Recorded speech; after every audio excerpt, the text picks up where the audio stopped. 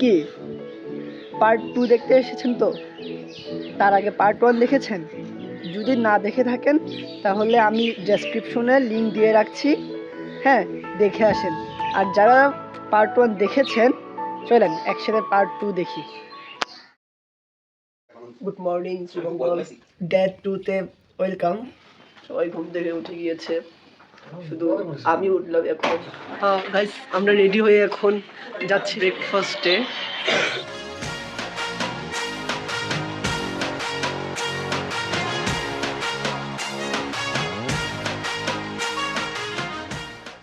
Guys, আমাদের মেনুতে ছিল পরোটা, ডিম ভাজি, সবজি এবং চা। কি শান্তি!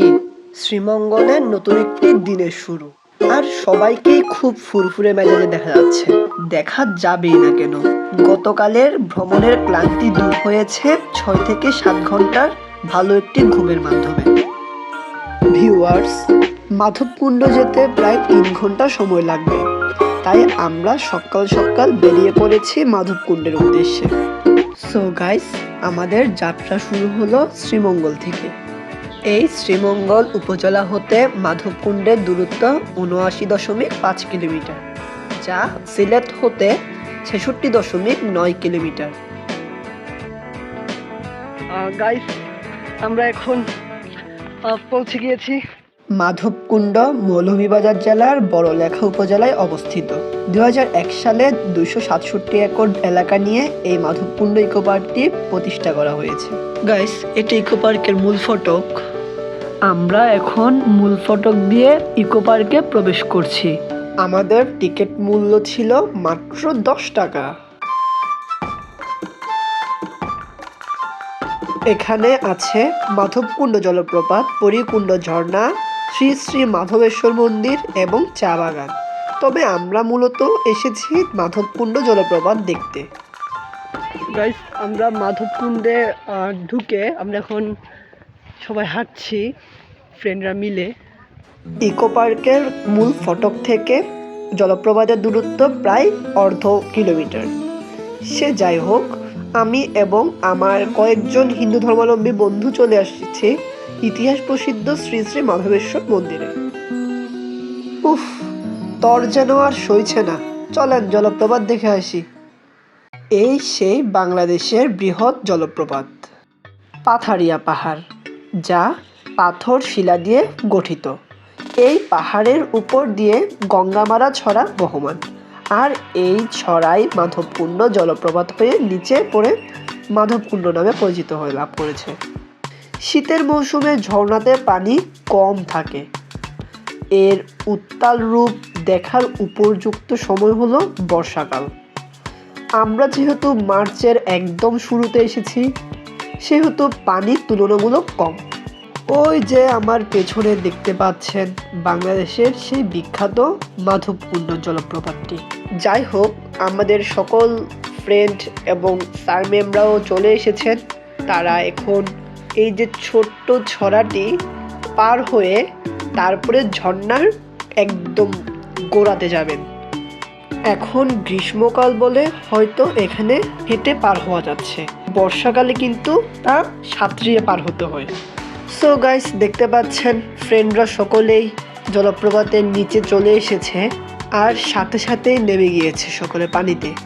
আমার মনে হয় কি বাঙালিকে এই পাহাড়, ঝর্ণা, নদী এইসব কালো জাদু করে রেখেছে।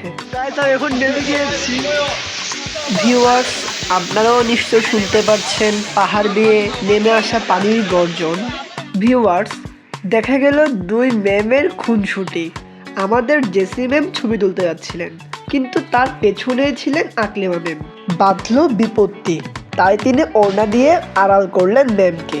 ভিউয়ার্স, যারা ভিডিওটি দেখছেন তারা অবশ্যই লাইক কমেন্ট করবেন এবং পরিচিত জন থেকে সাবস্ক্রাইব করবেন, আর এই মেয়েটির কথা শুনবেন না।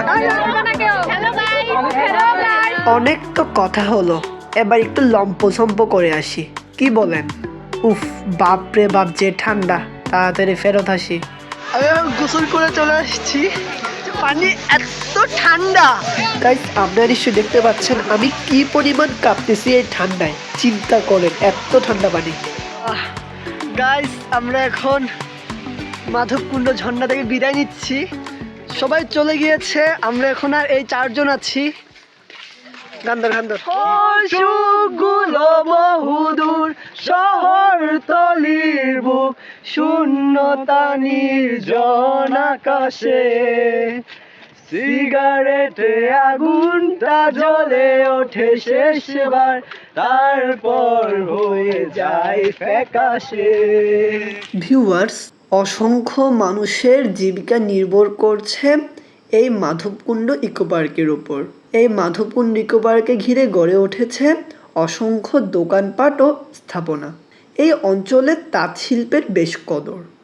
মণিপুরি তাঁত এই অঞ্চলের তাঁত শিল্পের মূল যোগানদাতা।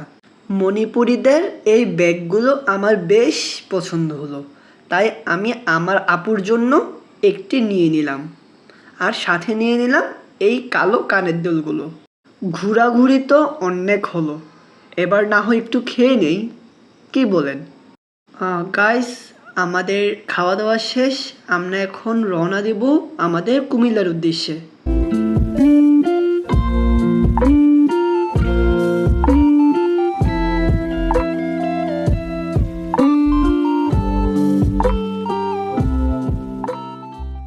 গাইস, আমাদের 5 ঘন্টা জার্নি শেষে আমরা চলে এসেছি এখন কুমিল্লার বিখ্যাত ছন্দু হোটেলে।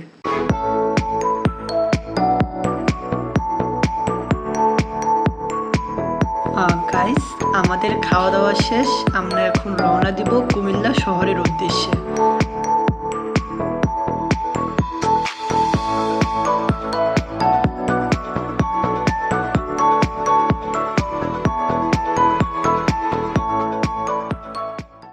সো গাইস, শেষ করছি আজকের এই ভিডিও। 2 দিনের এই ট্যুরটি আপনাদের কেমন লেগেছে তা কমেন্টে জানাবেন। আর সামনে কিশোরগঞ্জের নতুন একটি ভিডিও আসছে, সো সেটি দেখার আমন্ত্রণ রইল।